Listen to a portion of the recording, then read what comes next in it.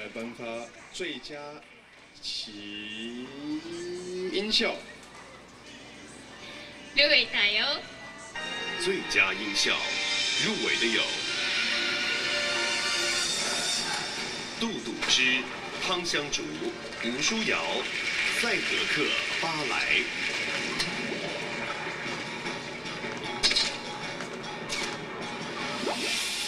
没打中。温波、王刚，让子弹飞。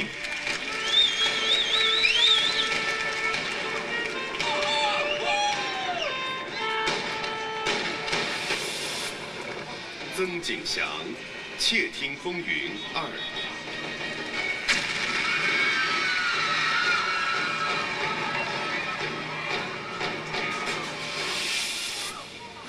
诺法瓦李吉汪，大铁王百温，武侠。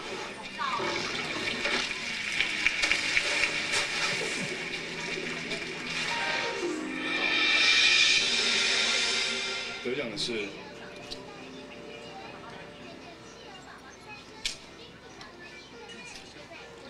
第48届金马奖最佳音效，得奖的是杜笃之、汤香竹、吴舒瑶、赛德克·巴莱。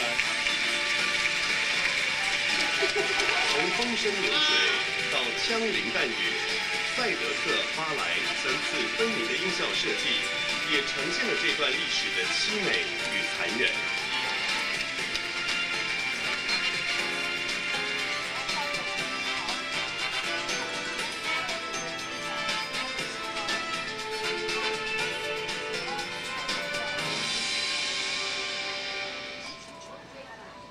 杜哥今天没有来哈，然后我要感谢我的那个同步录音的团队，许正一、陈冠廷，陈玉洁、施君耀、周安庆，然后吴建伟，这是很大的团队。然后最主要我想说的是，刚刚那个小东已经谢谢他太太，我想我应该也要哈。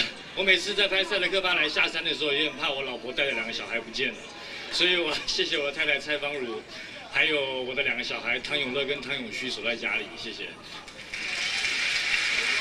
我觉得非常荣幸可以跟我的老师、跟我的师兄一起得这个奖，然后谢谢评审，然后也非常谢谢导演给我们深色盒子这个机会，然后那汤哥既然是代表同步录音组，那我就代表后置录音，我们深色盒子后置的郭哥，还有小一、小草，还有其他。对，现在突然忘记了其他小朋友们，谢谢，非常感谢，谢谢。谢谢颁奖人，也恭喜得奖者。